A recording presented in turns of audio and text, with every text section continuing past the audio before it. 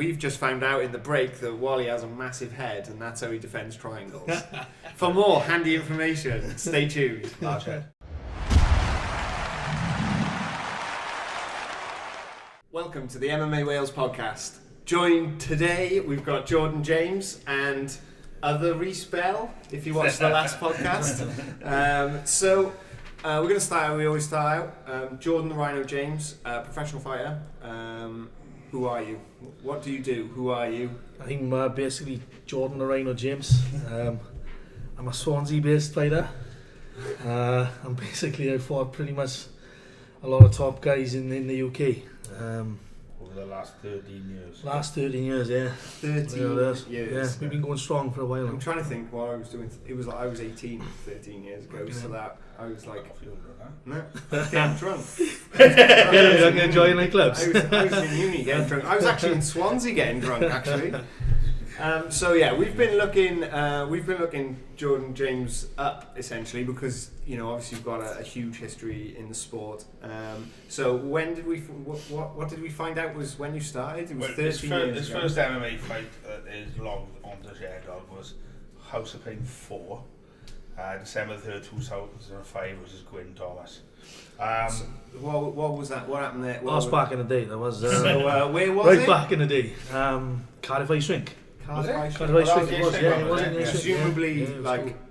they didn't. You didn't do it on the ice, right? Yeah. No. On timber boards. So basically, right, just a little bit. Like I was working for the guy who ran House of Pain, right? Mark Jordan.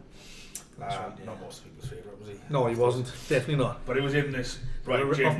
Yeah, in this gym now. Again, it's the same show that like some Mike Edwards, John Phillips. A lot of people started on, and a lot of people have gone now, but there's a few left, and that's three of them, obviously. So I was working, myself and Chris Wes were working for Mark Jordan. We weren't MMA fighting ourselves, we were doing our own spin, kickboxing and boxing. But yeah, I remember as soon as Rhino started training in the gym, like, I mean, there was, you heard his nickname in about a minute. Because you walked in and just charged someone down. Because it was exactly. Yeah, it's about my relentless style going forward, but He's a rugby player first, and then before that, it was that. So how do you get it? Like when back in the day when it was like quite new and it was all quite burgeoning in Wales. Did you like walk into the gym with some skills in other martial arts? Well, there was no did gym. you just come in and basically there was no gym, was it? It was no, Mark Jordan saying, and I before this happened, I was working at the time.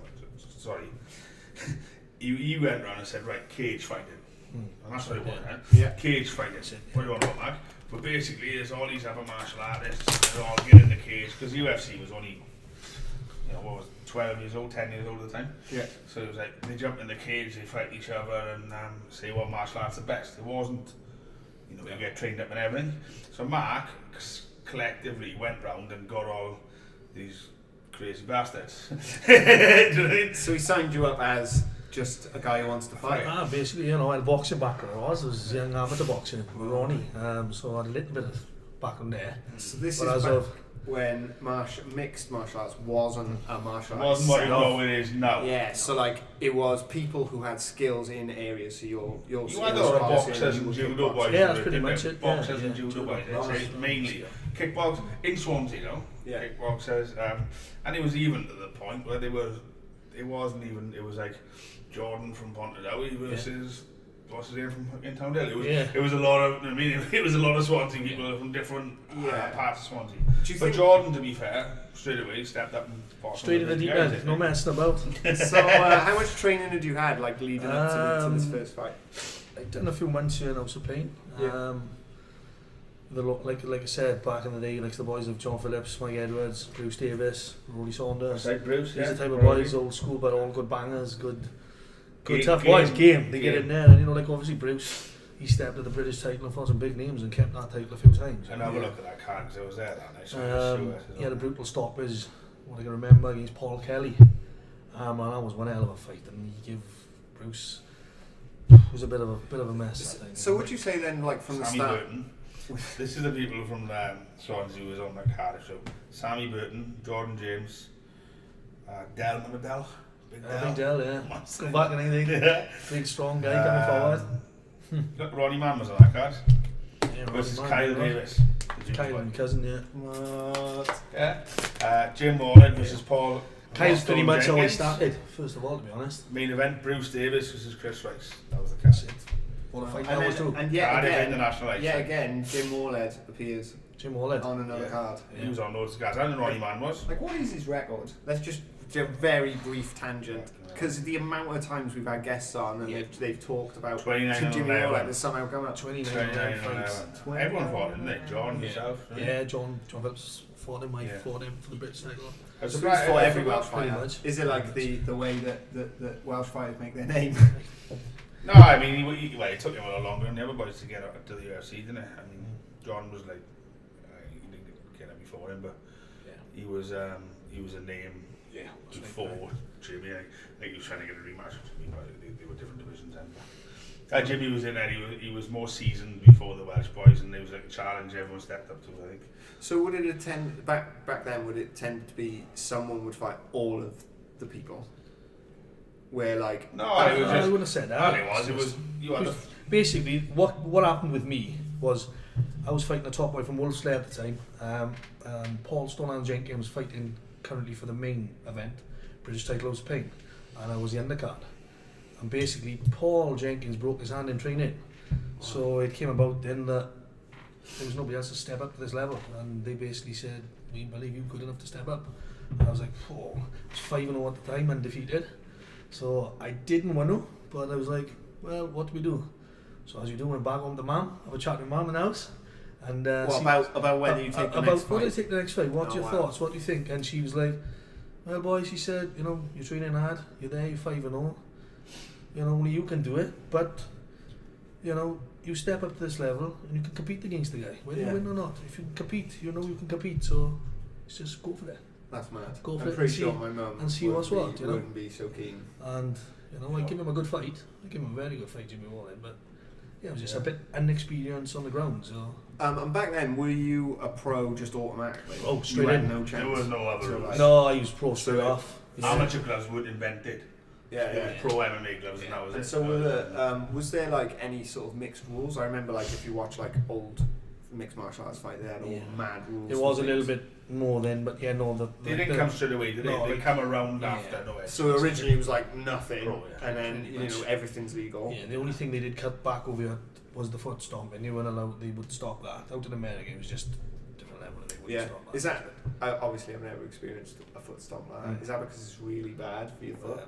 Well, not really bad for your foot, really bad for your head. If someone comes straight over the top and you're there and Kick snap people straight on up the on you. head. Oh, That's the sorry, first stop. sorry, You know? sorry, So- yeah, Soccer yeah, kick, sorry. Yeah, yeah. The old Shogun, Yeah. the old Shogun Yeah. stomp, like. The rules are still finding themselves when they read it. Right? So like that was illegal, and You then didn't have pretty much- unified rules. Like Yeah, you yeah, know, okay. it's So like, was it the old, I'm going to try and say it in a nice way, but like groin strikes and that. So the old UFC, No, like, it wasn't the groin guy- strikes, the it guy was- elbowing the it wasn't other groin guy and that. That is really interesting. So you had to be thrown in. Deep end. Well, a second fight, they stepped up to a guy. They basically Gardner, Mark is it? Jordan. Second fight, sorry. No, it was Christian Smith. He took a step up on the Cage Warriors, Sheffield. Well, that's not a new thing, yeah. And this guy was. We went up and Bruce Davis in my corner. When we went in, basically, we were told this is the second pro fight he'd ever had. Announced him in, the crowd went electric in Cage Warriors, and I'm like, what's going on here? Something's not right. But I thought, there's 15 little Welsh boys come up to He's support talking me. a lot. I thought, there's no way I'm getting back into this cage. And Bruce Davis said to me, mate, he said, you can't fight this guy. They announced him 7-0 undefeated pro, 6'2". And I'm just like, what the f is going on here? Like, you know, comes out with Hell's Angels in the middle of the wall. Can't even see the guy. Big noise from Sheffield. And I took him all the way. And basically they were going to draw the fight, and they took a point from me on the last round, saying that James had grabbed the shorts. I took the shorts, so they said deduct the point. I lost on the point. And what a fight that was. It was a mess. So that was Cage Warriors. Cage Warriors with Ian Dean, yeah. Wow. Yeah, right up there. Straight away. That was a long time. Then I fought, like I said, like James was saying there, Paul Gardner. That was a tough fight. Manchester boy, 6'4". I'm only 5'7". 6 foot. 6'4". What weight was that? Light heavyweight? Light heavyweight, 93 kilos. 93 kilos was fighting. What? Yeah. 93 kilos. After the rugby days, just he did a Well, we went 3 rounds of hell, and the last round sort of gassed a little bit, as you do. He was a tough, strong boy. So keep drilling, take him down, just keep tight. So he gassed me a bit, and then he just come out with the blocks, flurry of about 14, 16 punches on the pipeline. Just didn't stop, knees, everything. And as he piped back, I just looked up at the guy, gave him the old Rhino, said, what we got? Picked him up, put him on his head, and the crowd in Swansea just was electric. Like, No it was way. like, it was this. Was it a bit more like, I guess, you know? in my mind, it feels like the Wild West, where like But nobody people knew are it was kicking no, off in the crowd, there's like stuff It going was on. so much kicking off, but it was just the crowd were, awesome. They were paying crazy. big money and they were take a ticket, wasn't it? Yeah, it was meant to. It was. Right. And so good. Wow, so interesting. It was a mad. So if you can imagine, right? You know now these days when you got people up in the takedown, people cheer, don't they? The crowd cheers when or you like take someone that. They used to grabs the shit on a fuck, train. boo, get up and hit them. Right? That was what it was because nobody was educated on the floor. Yeah, It no. was spiking people on their head and it's different. I mean, it was like Mike Edwards said, he used to take people down and get booed. Nowadays, Yeah. It was You know, different. as soon like in my right, mind, as soon as you get hold of someone, you think, Yeah, no, he used to get booed. this is what. Because this people is what didn't you like need to do. people didn't like it, you know. But there was not education. I mean, nobody knew jiu-jitsu. So they wanted us that's to right. see a fight. You just wanted a total rip up, like, you know what I mean? Get in there and You're in a just cage, war, punch each other. stand up war. So just you let were 'em bred. rip. You were bred on that. Yeah, it's on just that it's a- level. Yeah. That's what it was, mate. There was no other. So people just wanted you to get in there and stand toe to toe. Toe to toe. And what's the old And rock just, 'em sock 'em robots thing that's that they it, always say? Yeah. Spall and brawl. Yeah. So All abroad. wow. So obviously the game moves on. You carry on fighting. Did you have like any gaps in that time where you didn't train? Or Yeah, did you basically, it's just one of those things in life, innit? You know what I mean? I was going so well, and then unfortunately myself I had a breakup. My partner, you know, one of those things. So I just wanted a bit of time out, like, you know. So You always do, yeah, everyone does, it innit? do that happens to everybody, find so, you know. yourself thing, innit? Like Yeah, figure find out who yourself, you get are, back. like- So, but you know, I'd done enough. I'd had, you know, some serious fights, some serious injuries Yeah. to the head and eye and sockets and so on, and you know, it's one of those things on. I guess take a little bit of time, you know. After a while, when you've been in that kind of like, I don't want to exaggerate it, but like a war zone where it's literally everything flying all the time. That's right, Do you yeah. think that takes a toll over time, and that the break helps like recover? Yeah, it Because, did in a way, yeah. like back then, it was probably Yeah. every fight was literally Oh, it was brawling by wars sounds all of the time, things. consistently. You know, you're coming in with splits, cuts, stitched up, 18 stitches from one side of your head to the other, can't see for 7 weeks, Wow. a retina in bits, and you know. So No, like, yeah, and there's no like doctor stoppages in the same way that they have it No, now. no, where it was They more like, weren't back then. Now, obviously, it's moved on, and you know, and certain injuries have been caused, so it's like, you know, it's got to be vital. You know, it's you for know, people's people- health. So. You got to say back then people weren't educated on like how to train for a fight, how to rest, how to do things properly. So you how just- to do things. So it's just like Full time, just get on with Full it. on. on, weights, get on it, with yeah, it. right, I see. nobody Rip knew. it up.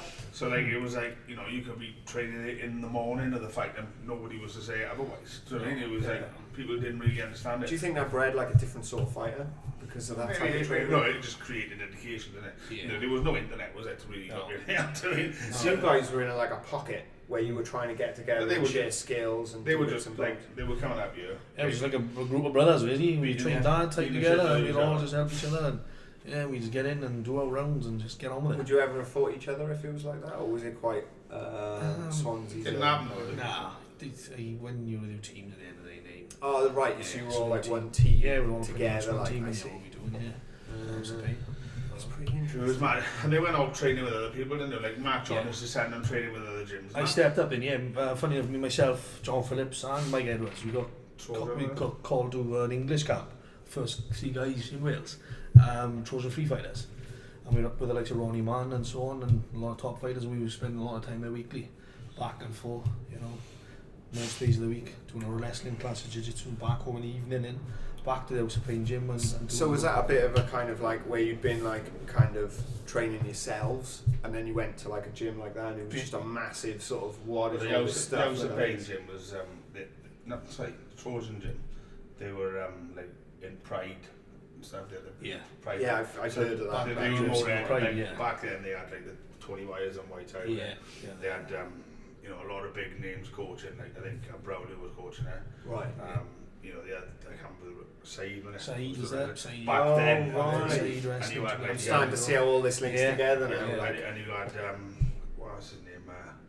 Can't think the name is Zell Glassing was out of it with us, yeah. Zell. His name? No, he's X amount of Cage Warriors, champion and. But was fighting in Pride? Machine of a What was his name? You know, massive guys. Yeah, I'm trying to think of your name we've got now. I know you've got. Yeah. But there's loads of them anyway. I mean, they were all big celebrity, Pride. Yeah. That massive guy. So going up there. He's a big one.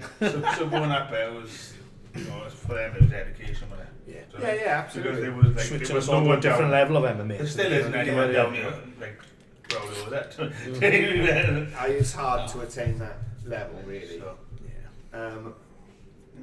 that's pretty interesting. So when you went to see that, did you find that like it changed how you trained when you came back? So it started to improve. Oh, definitely improvement. Unbelievable. Yeah. So like you learn at the highest level, you can see the bar, like, and then did you come back and try and mimic that? Yeah, we bring it back here then, and we drill it together with someone else before we go back training, obviously.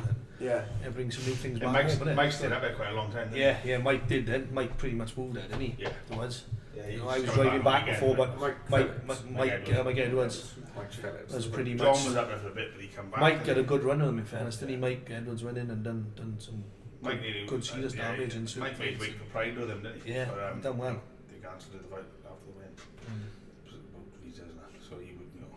No, that's a bit awkward. That's not what is it? But based on like who was running Pride, I feel like he probably maybe dodged a bullet there. No, it was it was after everyone found out really, wasn't it? So there was like visas and stuff involved then. Right, I see. So it was when they started to collapse and they were starting to struggle. Yeah, so that's why they needed the visa, because everything was done by the books. This is only what Mike's told me, right? So we have to get him on to talk about it.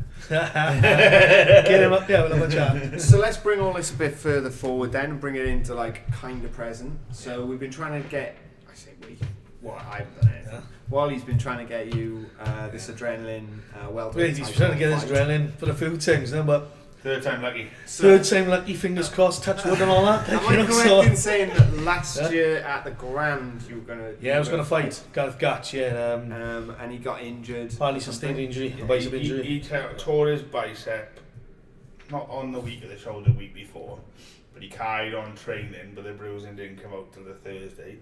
I sent him to my regular physio, Louisa, because she's really good, and I said, look, you know, tell me how it is, can he fight or not? Because you know when you as in tore his bicep. Well, it wasn't completely tore, but it was like she said basically, if he threw a big hook or an underhook, it would be gone. And I was obviously going to happen. He's going to have to do that. He'd have to throw a big hook, especially on this chin. So that one didn't happen. That one didn't happen. Then we had Jordan Miller in December. I remember that. Yeah, I remember seeing you that again. That was another disappointment. Yeah, so you were there. I was there on the venue. Was there on the night. Silly. Like Jordan Miller didn't think he had to make the weigh-in. He said, I didn't know how to make the weigh-ins. I thought I could just do a video in, which is never the case. I'm not actually allowed to do that. And that's because of the way that it's sanctioned. Yeah, I'm the sanction of governing body saying that you can't do that because it's too easy to fudge it. Yeah, of course. So Jordan was there weighed in and stuff, and they didn't. And then like I'm busy doing my thing, and like I know Jordan Miller, to be fair, makes welterweight easy because he makes lightweight as well. So I was like, oh, you come up later and do it, it's not a problem, blah blah. Didn't. And then just sort of said, oh, you know, something to do with the last his missus, I suppose. The last thing she said was something about, it was December the 9th, if it was, I think. And she said something about, there's Christmas shopping and, you know, the traffic. And I was like, fuck you now. That's a way to get out of it. Big disappointment for me. But anyway, I remember on the night you were like, you were devastated. You could tell that like you were really like, you know, we ready for that. So tickets, tables, people come to watch you. A lot of people outside came in to watch, and then the main event's not on. So disappointment. So all those people now get a chance to see you. Well, hopefully, like I said, hopefully, you know, I don't think that Aaron Killer will be sort of pulling out. He's he's a ready guy. He's game. I've trained with the guy, so. I did read up some stuff on him, and it does look like he's definitely coming. He's definitely coming. He said he's going Rhino hunting. I'm getting this. This is what's going on. Rhino. This is the thing about Rhino hunting. This is the thing about You better bring a big gun, Dylan. You better bring a big gun with heavy bullets. This is the thing about the social media we've got going on at the minute. Is James Lilly, for example, is just on Twitter, and his opponent Tobias is on Facebook, and I'm like, it's very hard for them to communicate with each other because they are trying. Yeah. So Tobias, to be fair, opened a Twitter account. Shut up. His You coach- opened a Twitter account just His to coach, abuse just to James. get on his it. coach told him to, and now every day I Lilly love just it's tagging him. Jorgen. I don't want to mispronounce it, but Jorgen is so funny. He's good. So He's like, so funny. so every day Lily's just tagging him now. But as I say, it's the same as you, and you're not on Facebook. I'm not on it, no. So I'm seeing like Khalid's tagging me, training ready for my rhino hunt and all. And like he can't see it. Well, But it is, Wait, so spice it right back up for him. So that brings us smoothly on to Aaron Khalid. So let's talk a little bit about him. Where's he from?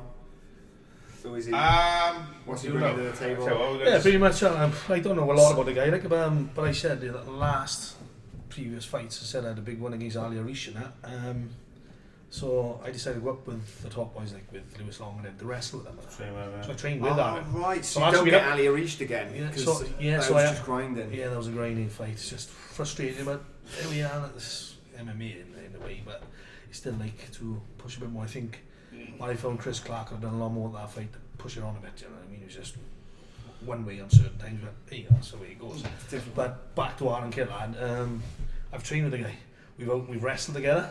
We've done a few rounds, so I know exactly what he wants to bring to the table. So, very interesting fight there, he's been doing like this is April 21st, 2013 his first pro fight, so a lot less years than Jordan, obviously. He's beaten some good guys, Adam Proctor and Phil Wells back to back. I mean, to be fair, that's 2 good wins in a row. Lost to Ross Houston twice in a row. He lost to Kev Cox, which was a very close fight. I was the main event on that show, but so I didn't see it, but everyone was telling me how good it was. And like Kev's a black belt, so his grappling. A lot of experience then. And actually, from watching his fights, I sort of played dumb a bit there. I've watched quite a lot of his fights. But he obviously comes and brings it, which I think suits your style as well, as opposed to like the tough matches with like someone who maybe doesn't want to play your game. Yeah. At least we know Aaron Khalid is definitely game for a scrap. Oh yeah, it's gonna be what? There's no two ways about it. I'm super excited. It's gonna be. I'm always excited about the fights, but I am super excited for that one. I think on that note, we're going to take a short break, and we're going to come back in 5. See you then.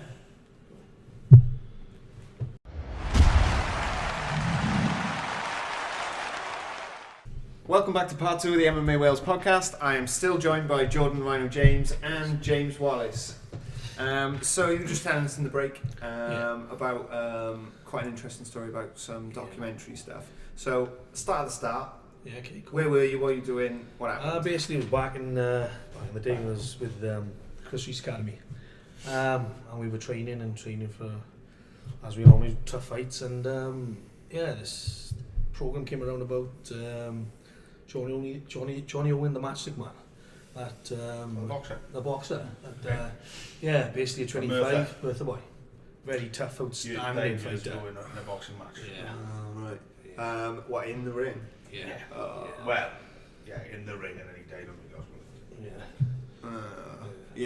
So basically, they just wanted to follow up on MMA and the way of shots and whatnot. It's interesting now they Sorry, so it was about the same time that had happened? No. Or was that a historical one? I'm talking black and white. Right, okay, cool. I was thinking it's a little bit harsh. Walking up and be like, so some guy died in Earth, we're going to do a documentary on you. No, it's just like it's a interesting because he used fighting boxing and they thought, who would that went on brain damage in MMA? Yeah. Do you know what I mean? Because I suppose MMA was, they wouldn't have seen that and they were just trying to pick problems with it. Do you know what I mean? Yeah, I see what you mean. They probably fell into a bit of a dead end there because it's sort of been proven that you have less concussions. Yeah, you do. Everything it proved it in the. We get hit more on the head in boxing, didn't it? And standing 8 count is a big factor. But anyway, go back to what. So they wanted to film you basically to try and essentially tuck you up, I guess. Yeah, well, in some ways, they were looking for sort of faults, to be honest, with shots and how much shots you're taking in the head with. Obviously when you get taken to the ground and so on, but they basically lived with me then for 6 weeks, full documentary on the Christmas Academy, the younger children up and coming and everything.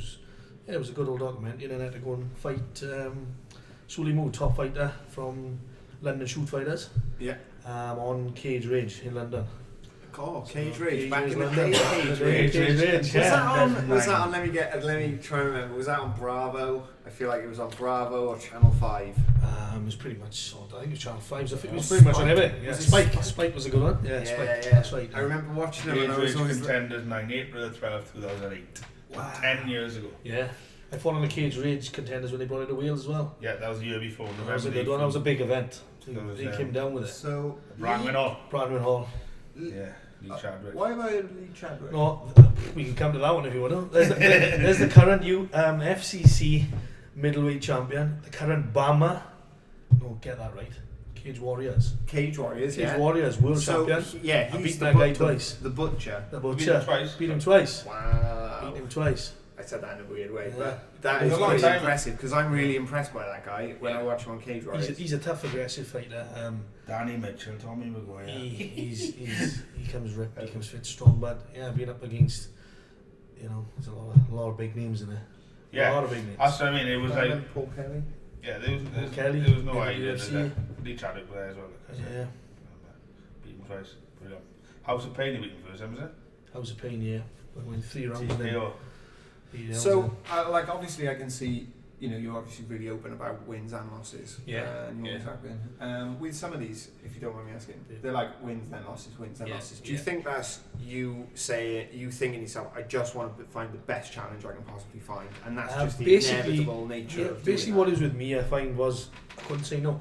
I couldn't say no. So put someone in front of me, and he's just like, do you want to fight? Yes, I want to fight. Just like let's go. I'm ready to rock. Keep myself fit and strong. And then this is the downfall, to be honest, on some of the fights. Perhaps looking back at it now, to the way fighters have been prepped up and brought through now, maybe you'd have taken a step back. To be honest, the way they was like prepped and padding the records and that has been proven not to work now. Yeah. To this, I mean, it hasn't really happened. It was a thing in the past. People started padding the records, more like boxing, but it didn't really work. People weren't getting noticed for beating nobody's. Like a couple of people sort of maybe slipped under the radar. Like when I fought Paul Kelly, I went up. I didn't know much about his background. I just come off a loss to Jimmy Wallhead. See, I've heard of Paul Kelly. Paul Kelly, 7-0, Wolf Slayer, Michael Bisping, big team, ITV4, Liverpool Olympia, sold out, outstanding show. I said, let's take the fight, let's go. I'm ready to go. Let's go. Had a lot of fights. And they thought basically I was a stepping stone, and pretty much should have been. After what had happened, I went in. This guy had never been past round 1. 7 rounds, 7 wins, 7 knockouts, British champion. I took him in, I told him on the camera, I said, basically when the interviews, I said, he ain't fought me yet, I'm telling you, I said, you watch what's going to happen. I took him into round 2 and actually caught him with the right hand and dropped him. Yeah. I got complacent, come back from him, come round, and he, in fairness to that guy, he picked me up, he stuck me through the roof, slammed me to the ground, tied it up, brutal elbows, split me from left side of the height, I think it was, about 17-18 stitches after the fight. But basically, what peed me off basically was that fight should have been stopped. The doctor should have it. Mark Gordon had stepped in on that fight when as I'm about to turn him, even though it was split bad, but the blood wasn't in the eye, it was controlled down the side of the head, so that fight should have been continued. Previous fight, Tom Blackledge stopped the guy, and the doctor stopped it on the cut. So to me, my fight shouldn't have been stopped unless that doctor stopped that fight. Saying that then, it was a fair comment, and he done what he done. And Jimmy Wallhead, Paul Kelly went on into the UFC straight to UFC. Was it? Straight from me, straight to UFC. Contract 5 fight deal. He's just sort of just missed it. Jordan James and Paul Taylor UFC. Marcus. Jordan James, August 5th, 2007. Yeah. Cage Gladiators, which is a big show. And then 3 Paul months Taylor. later. 4 months later. 4 months later in UFC. And he did alright as well. Then UFC Marcus Davis. Until he came up with Dennis Seaver. Dennis Seaver. Ooh. Marcus Davis, he said Dennis Seaver with his first losses. I feel like that was Donald Cerrone. To me, it's mad to think you shared someone. Donald Cerrone's a legend. Yeah. Shared a cage with someone on the same shows, Yeah. So it's. And did that happen more because back in the day there were less people? Do you find, or? that and step it up. I think like the Wales has always looked at it as like, oh, these boys get them in, they'll fight them, you know, they'll have a go. Yeah. And it was the case, but it wasn't everyone losing. You know what I mean? Yeah. So the perception was maybe like, oh, these guys will literally fight anyone to keep the show going, or they're like, if you need someone to fight the guy. All game, we loud and proud to bring that Welsh dragon with us, and we and then win the where kilt back in the day. A Welsh dragon. And the Welsh kilted it. You come out with a Welsh dragon. Yeah. Come on, take it off. So take my kilt everywhere with me. That was good. That was absolutely mad. So how do you find it different now? Do you find like because it's been a gradual change you don't maybe notice it so much, or do you think back and think, wow, that was mad? Yeah, it was mad, but like I said, you know, the games come on so much again now. Back in there, I find sometimes you could be a one-dimensional fighter and get away with it. Yeah. Now it's come on so much, athlete-wise, obviously fitness and everything. You've got to have all round game. You can't just be a boxer against a grappler or a kickboxer against. You've got to have the whole game. That's where I believe it's. And I guess with things like boxing as well, you learn boxing distance, and then MMA distance is a bit different. So now MMA boxing is takedowns and so on. For the wrestling side, the shoots. So you sort of learn in a totally different way because you're learning it from an MMA point of view as its own sport, rather than learning boxing and then learning some wrestling and then going to jiu-jitsu. Pretty much, yeah. And try and piece all those together. Like a chess game, isn't it? So building blocks and that. So right now we're training out of. I've been training up Fit for Life. Recently we've been up with KBG with James. We were here last week with him. Last week, just going back and forth with them too, really. Yeah, back and forth at the moment. So just finding different training partners. Yeah, different training partners, different styles. I think in Wales we need to have that sort of bit of unity now, doing. Yeah. Whereas like obviously like he's fighting Khalid, but there's not enough of us. You know, the English boys. One of the gyms could have the same amount of fighters as our country.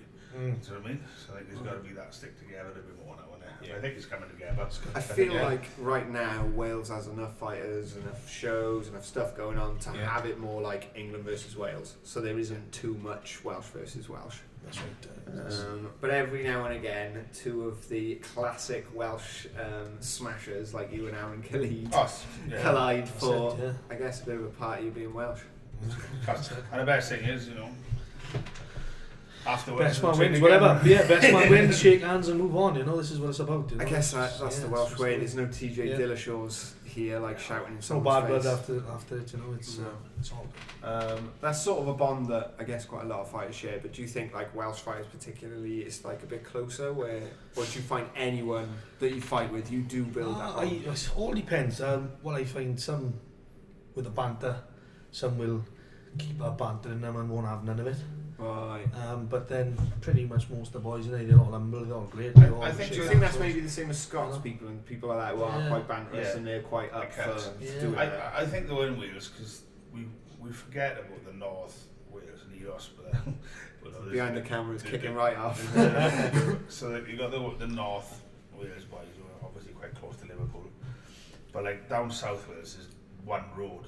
Just going straight through the lot of us with the M4 and so it's so easy for the boys to train in comparison with other places in the country, I suppose, that every gym is half hour down the road. Yeah, pretty much. And a lot of the senior people in those gyms all know each other anyway. Yeah, I mean they're linked by jiu-jitsu or something, so I think there's a unity going on now. It's quite far to Tillery, mind. Yeah, that is quite far. That is quite far. I tell you, the Mac Academy, you see, when it's it's I have it is. He's up the other side of Caerphilly there, Well, to be fair, Tyrie's out there already. But then again, worth the spin to go up and train with the boys and have a good hell of a session, They're strong up there in the west, all that farmer strength, isn't it? But excellent. We're moving on. Let's move on. I don't know what to, but let's move on to something. I'm loving all these old stories, to be honest. We've had a lot on the Rhino. I mean, there's a lot to say, but as I say, we've got What would you say the biggest thing you've learned since you started from the start? If you would tell some young buck I know, innit? I've literally Fun, innit? dropped a hell of a bomb in there. Scratch away, I know, what is it? Nah, there isn't. You can't really do that. That's a really bad. I think they bad find a question. team, innit? Find a team that do like Find a team, settle down, stick with it, and like what I said, like I've got like my coach, my kickboxing coach Andy. When I started doing MMA, I still stayed with him because you got that level of the bond as well, innit? yeah, It drives you. bring you down to Yeah. earth. Do you mean like with Jordan, because he's got a family thing with him fighting, so they've always connected, and I suppose like your brothers and I can bring you down to earth. Yeah. And there's that thing, so it's a little bit different maybe, but as I say, once you find your coach, Was that advantageous having like literally your brothers to Oh, train? he's great. We used to have a boxing ring in the back of the shed there, you know. So gloves on, let's get it on. Summers used to be great. Normal people play have a game of golf, then I'd kick football. We used to take the gloves down. Just take the gloves down, there'd be like 20 guys, winner stays on, and then we just change it up, like, you know. Wow, I can't Old believe horsehair, the old horsehair gloves, like, you know. I can't believe My it. grandfather's old British type gloves, Like, they were. yeah, because his grandpa was a boxer. Yeah, my grandfather. People always mention that to me. Yeah. We got Jordan on the show, his grandpa is, and people do mention Yeah, it. British. My grandfather, 113 fights. Michael Ronnie then, his first one fight for the world. 113 Yeah. boxing fights when they had leather and Oh, like, proper they're steel. like You nothing. try to pick them up now, they pull you back down, like, Horsehair, yeah. horsehair. Horsehair. Wow. Yeah. And they're not like soft. It's No. not the same as a boxing glove now. It's Like- all. It's Yeah. like horsehair. Proper horsehair, yeah. They make them out of horse. That's what they used to make. So It it's was all horsehair. with all tough leather, you know. Leather and You're talking How many? 15 rounds, you know, they'll do 15 rounds a night in the fairs and whatnot. They Like, brought it down to So 12. did was and did you say he was a pro boxer? yeah, he turned pro, Michael Ronnie turned pro, British Empire champion. First boy to fight for a world title in Carlisle Park against Dyke Williams, 1944. Yeah. Oh, before the Magic Man. What? Because Before the Magic Man Magic fought Man, him yeah. as well. But we don't Well, know. Yeah. Yeah, So like, I guess. Fought Eric Boone, he's fought a lot of fighters, you he's know, certainly you in look your him up and blood. get him. Because obviously Boxing. Wales have a huge history of boxing To and be boxing fair. champions. Yeah, a lot. To be fair, he always says it's a good year. I think we've all seen it. If you've seen one of your fights, then you probably know that a little bit. Even to the point where when, like you say about the Ali Arish fight, where you could see that you just wanted to get up and punch him in the face, and you could tell on the look on your face was, I'm going to get up and punch you in the face. As soon as I get a chance, I'm going to get up and punch you in the face. And you could just see the whole thing. There's no quit to me, like, there's no quit. Yeah. So that is quite interesting. What did you find that like brought you into fight sports when you were young, or did it just happen? Just happened, to be honest. You know, we've always been rugby, to be honest, a young background, coming through, and then come to a certain age then, 14, 15, I think it was. Obviously we were into motocross bikes as well, Welsh motocross champions and all. Yeah, A little bit of that as well, love the bikes. Yeah, back doing a bit, you know, love the bikes as well, but boxing, yeah, we came into a bit of boxing in and just went from there. Went from there. Local gym, Ronnie, and helped us out a lot, and all of us, 3 brothers, and just done it. Do you think that helped you out a lot as a kid? Where did you come from? Sorry, where did you grow up? I grew up in Artwen. Where's that? Ponadowie. Oh, right, okay. Ponadowie, don't they? You got Ponadowie and then you so got like, the Artwen boys. Right, I can see From there's up on some the hill. contention. That's a contentious issue. They're looking down on the bottom. So did you think that boxing background helped you when you were young? Oh Yeah, definite, yeah. Like discipline and things like Yeah, that? it did, yeah, because you know, you get to a certain age and you go out, and then you end up on the street, innit, you know what it's like, and then, and I've done a bit of street fighting and whatnot, and you look after yourself and whatnot, but you know, but it controls it all, and I think with any combat sport, you know, compared to MMA, I mean, obviously, with the boxing, you know, it's been used to fighting rounds, or used to sliding around. I mean, nobody wants to go into a fight where they've never been punched in the face before, do they? I mean, everyone wants to have that, you know, and with boxing, you've definitely been punched in the face. You know? Yeah, true. So when you go into an MMA fight, you basically can punch in the face less per fight, normally. But it's just a bit different, right? So it's good perhaps, right? Yeah, I see what you mean. It's not exactly the same, but it does help. Yeah. Like someone who's been... the range is different, isn't it? But it's obviously. like, you can't stand in the pocket like in boxing, and it's dirty boxing, But also like bobbing and weaving, which is a muscle Oh, memory mad, thing. isn't it? Yeah, Because yeah, you would yeah. literally, if someone strikes and you're gonna bob and weave, you can't get into that habit, because if you bob the same way a few times, it just... and I mean, like every fighter pretty much, every MMA fighter pretty much does a bit of boxing. I think they have to. It's like there's there's maybe four sports in it. So you've got like Muay Thai, wrestling, boxing, That's right, jiu-jitsu. And everyone that is mixed martial arts. Those four martial arts pretty much. Pretty much. And the only thing I'd maybe add into that would be maybe some kickboxing, but I've said Muay Thai. Yeah, but Muay Thai, I mean, like, you get different I'm kind of only really saying leg kicks. That's kind of what I'm saying with Muay Thai. Well, it's literally just leg kicks because they've been so effective since MMA started. Oh, definitely. Yeah. In the first that's what UFCs, takes a there boxer. wasn't leg kicks. That's what takes a boxer out, but in the boxer they can block the leg kicks, can take the Muay Thai fighter out. You know, etc. It's putting them together. Who's the Dutch guy who went to Thailand and beat all the Thai guys with better boxing? Raymond Eggers. Yeah, and those fights are fantastic because Yeah. they're not expecting him to punch. But you got to take a couple of those kicks to get in there. Did you find like at the start people were chucking in all mad martial arts, or did you find like were people trying to say, we'll come and learn some Aikido and we'll flip people on their heads? I see my guy just do a cartwheel over someone in the cage, right? Capoeira style. He's a big lad to be throwing himself around. I bet that made a hell of a thud. Quite graceful though for a big guy, isn't he? Right, we're going to take another short break, and we will catch you after that short break.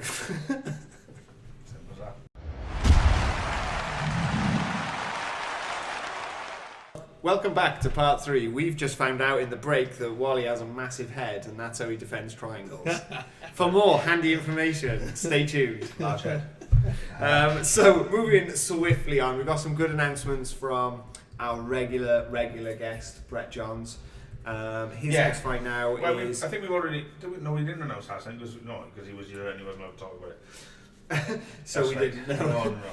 So Pedro Munoz. Yes, he's 15-3. Yeah, and where is he ranked? He is ranked number 10, I know. Number 10. His last fight was against John Dobson, and he lost a split decision. John Dodson, though, is coming up from the weight class below. Yeah, he's super tiny for the weight above. Yeah. But super he's strong put super pace on, and he's got that massive. He's a bit like a mini you, is he? He's got this like massive hand. Well, he's always just looking for the big power punch. And he's got his Thanos glove on, and John Dobson was ranked. He's ranked number 7. Pedro Munoz ranked number 10. Brett's number 14. He's dropped back down on that one. He's got good matchup. Who's he gone down? Tough matchup and good. Alejandro Perez. Yeah. Oh no, Rob Font won on the weekend. Rob Font. Well, they all went up. Anyway, so Pedro Munoz, massive fight. As I say, get a split decision against Dobson. That basically means 2 judges decided one way, 1 judge decided the other. So he could have beaten him. So that, basically Brett could have been fighting Dobson, couldn't he? Could have been. So when he's the one he ever lost to Jimmy Rivera, John Dobson, and Rafael Asanko. Asunsa. Yeah, you say okay. I got it. Jimmy. People might not know. The Talbot translation is mush. So that is on August the 4th in the Staples Center, Los Angeles, California. He lost his buying us tickets to go. Weirdly, he's not happy about that. Weirdly, he beat Rob Font, who we just saw has moved above them both in the rankings. Yeah, I mean, they changed so much in the rankings. I mean, look, Fight Master doesn't work. 12 in that photo. That's hilarious. Share dog, figure out your picture for Brett. Or UFC, send another picture of him. I feel like there's millions of pictures. Go on his Facebook. He takes a selfie every day. So that is that's on August 4th, and it's the first time a Welshman has ever fought on a numbered card. And what we mean is not a fight night. So it's a UFC 227. It's the first time a Welshman has fought on that. For a second, I thought it said TJ Dillashaw versus Kobe Garbrandt is the main event. What a show to be on, isn't it? The co-main event is Demetrius Johnson versus Henry Cujo. Yeah, so you've got the bantamweight and the flyweight titles. It's a monster of a card. Oh my God, Alexander Gustafsson, Ozdemir, Cub Swanson, Renato Canero. It's a massive card, isn't it? Oh, Betch Kohea. Brett, you're on early on, like much. So at the minute there's 12 fights, and Brett is on number 2. Yeah. So you need Brett by the time the main event's on, Brett. What's going on here? Barrett Kandre. There's a hell of a card. It's competing with the card that just happened on Saturday with DC, isn't it? Yeah. That's what they're trying to do. They're trying to bring the number cards bigger, 2 title fights. Obviously, Max Holloway was off the weekend, but that would have been a 2 title fight. So it looks like they're trying to wrap their game on the numbered cards, you know? Yeah. Which is great because when you get a numbered card that hasn't got Conor McGregor on or DC or something like that, and they lose a title fight, it's like, oh shit, I mean, it's a problem there. So this time they're laughing, you know? It's a great card. Some of these people like Gustafsson and Ozdemir is the fighters one, isn't it, really? Because Gustafsson arguably beat John Jones and Ozdemir is quality. I mean, that could be for the, you know, if DC decided to give his lightweight title up, like heavyweight title up, and stay as a heavyweight now, because he's, you know... It's sort of the super fight, isn't it? But exactly. Which I hate. Yeah, but like now he's 2 title holder, isn't he? So he could easily give his light heavyweight title, and that would be for the title then. So that's number 1, number 2. Yeah. Hell of a card, just very, very quickly, how do you feel about the Brock Lesnar stuff? I think the fight to make, to quote Joey Diaz, the fight to make is John Jones. Yeah, 100%. It has to be John Jones coming back. Brock Lesnar it's gone too far. It's literally just for the money, and I can't. It's a big money fight, and that's what it's coming out. But I feel like John Jones is the bigger fight, and much I'd bigger. love to see John Jones come back and give him a crack at the whip again. I'd love to. Definitely. It's the only way they're ever going to do that for the 3rd time as well. Is at heavyweight because they've done it twice at light heavyweight, and DC didn't really have a chance. Yeah. What I like, have you seen the memes with the prime male physique, and it's a picture of DC on the beach with his belly out? It's banging. It's awesome. Anyway, moving swiftly on. We also wanted to make a quick shout out Jack Shaw. There's a card in Wales now. Let's go to that laptop user. So Jack Shaw. Yes, Jack Shaw in there's no card September. Yet, Cage Warriors. No card. No, there's no card yet. Announcement has been put out there. Jack Shaw part has been put out. Yeah, he's fighting the time. So what's basically happened, and I don't know the exact names, I'll tell you, we'll try and find out in a minute. 2 fighters were fighting for the bantamweight title. The one I think they thought was going to win lost. But the one who won, I'll just find the names. But the guy who basically there was 2 fights fighting the bantamweight title. In their contracts, the winner had to fight Jack Shaw and Cardiff. Right, that's that Italian dude. Yeah, so he wasn't like, I don't think they don't think they thought he was going to win. So what's this 97? Okay, what? That seems ridiculous. No, but like I think they thought that the other guy was going to win. Right? September. No, we're favourite in. No, it's the one after that. So it's 97. 97, is it? Right. Okay, I thought Cardiff was 97. Yeah, there we go. Cage Warriors. So no. What I mean, I'm trying to find the result of the last one. Right, yeah, that was that one. Then. Yeah, so the guy who won the fight, who would have faced Jack in Cardiff, missed weight by about £3 or £2.5. Right. So that would have been the guy. Now they might be getting someone else because they haven't announced it. Do you know what? I feel like they've advertised it. The only reason is because I feel like I've seen an advert with him fighting someone from Italy, and the guy's been steamrolling people.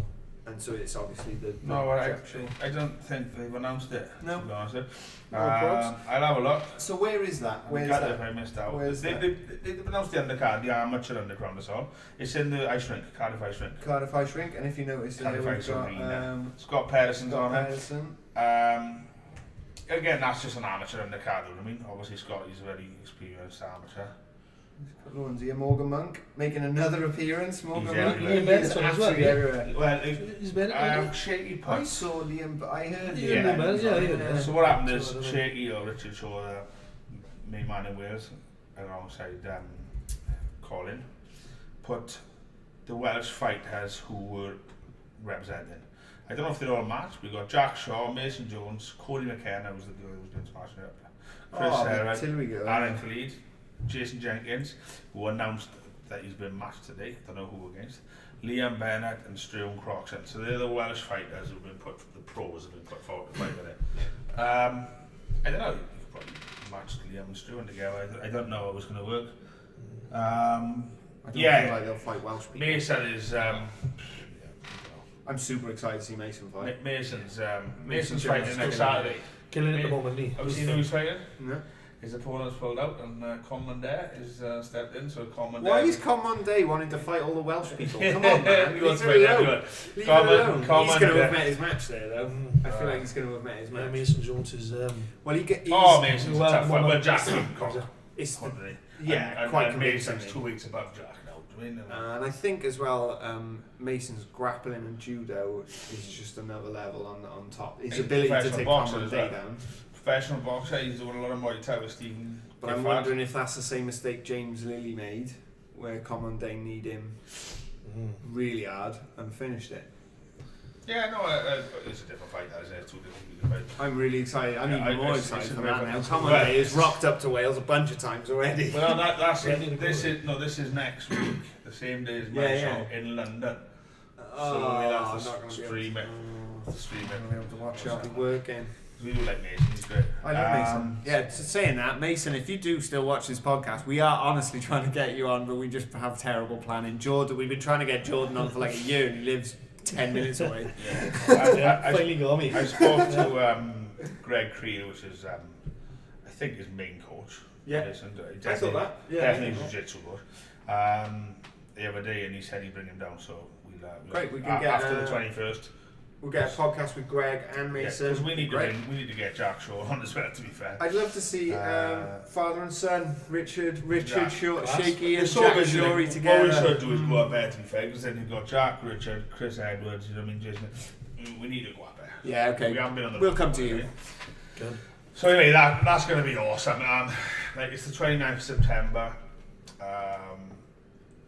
You've got like if you're part of the Welsh MMA, you've got to go to Cardiff and watch that event, even if definitely. It's like the Newport one. Perhaps we'll do some sort of covering of it, MMA Wales. We need to get more involved with the Cage Warriors lot.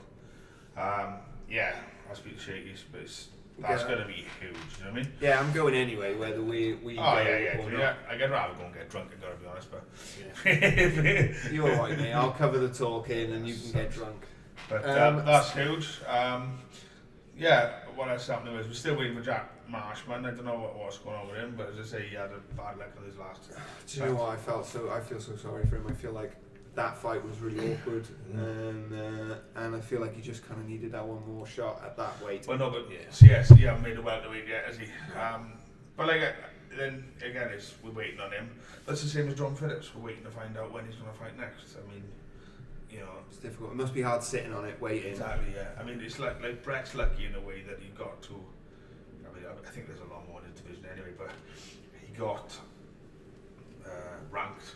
Yeah. So then they're more inclined to fly in places. I mean, do you think John Phillips there's an aspect of fear with people, so they're like, nah, I'm not fighting that guy. He's unranked and he could knock my head off. Of course it is, but they don't. It's not. People don't pick and choose. If the UFC want you somewhere, they tell you, and if you say no, they won't ask you again. No, that's it. So I mean, That's fair. There's not much in the way of matchmaking from manager's perspective, I think. I mean, They just say, "Do you want this fight?"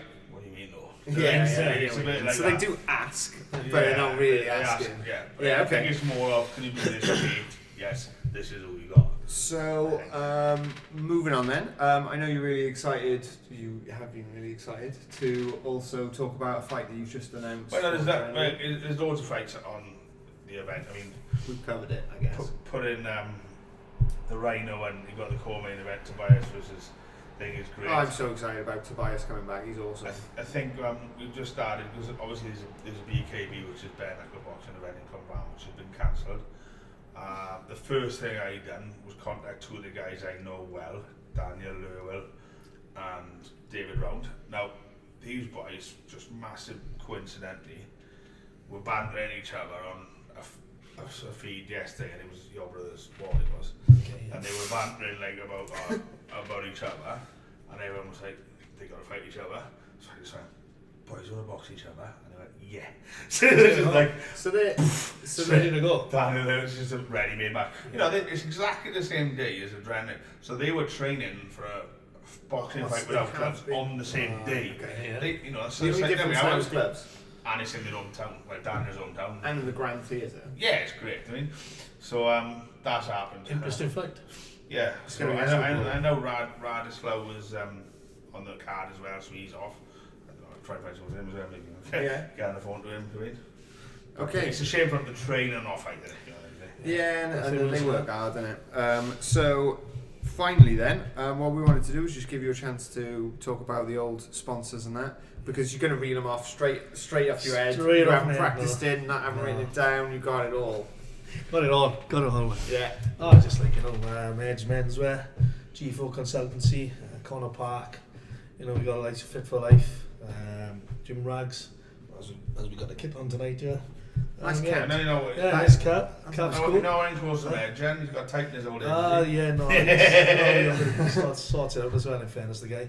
Put that on with certain interviews as well, so it's like to just mix it up a bit, isn't it? Yeah. So everybody gets a fair shot in it. But just a great thanks to everybody. It's been a great help, and thank you. And have you got tickets left for your fight in the I got a few tickets left. Like usual, everybody wants some. Give me a shout, give me a bell, whatever, and I'll be happy to help you out. And actually, how do we follow you? So there's like, normally I'd say to people like, what's your Facebook? But you haven't got a Facebook. Not on Facebook. On Instagram page. I've got an Instagram page. So you got an Instagram page. So how do we find you on Instagram?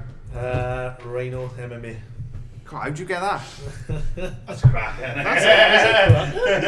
don't know, I got that. I can't believe you got that handle on Instagram. That's why you've only got an Instagram, innit? You've ditched Facebook. You're like, nah, I got this. I'm keeping this. Yeah. So that just about wraps it up. So thanks and bye. See you next Saturday. Saturday? Yeah, next Saturday. A week Saturday, innit? No, it's the 21st. A week Saturday, next Saturday. Oh, okay. See you a week Saturday.